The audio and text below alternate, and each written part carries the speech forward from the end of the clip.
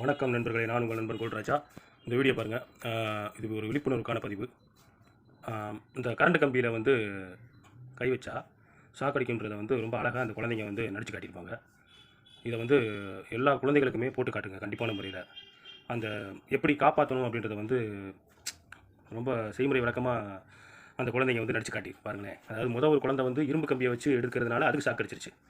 ரெண்டாவது வந்த குழந்தை வந்து கரெக்டாக அந்த கம்பை வச்சு தான் அந்த ஃபஸ்ட்டு கை வச்ச பையனோட கையில் தான் அந்த கம்பை வச்சு முதல்ல எடுத்து விடணும். அந்த வயரில் இருந்தும் போஸ்ட் கம்பியில் இருந்தும் அதை வந்து ரொம்ப அழகாக வந்து நடிச்சு காட்டியிருக்குது. அதே போல் வந்து கரண்ட் கம்பிக்கிட்ட வந்து போகவே கூடாது அப்படின்றத வந்து நல்லா ஒரு சரியான கான்செப்ட். இதை வந்து அவங்க ஆசிரியர் வந்து தரமான முறையில் சொல்லி கொடுத்துருக்காங்க.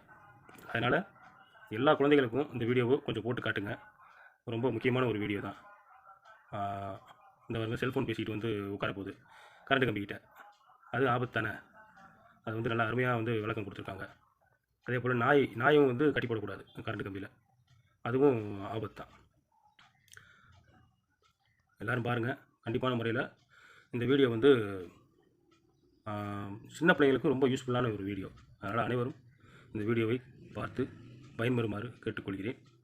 நன்றி, வணக்கம்.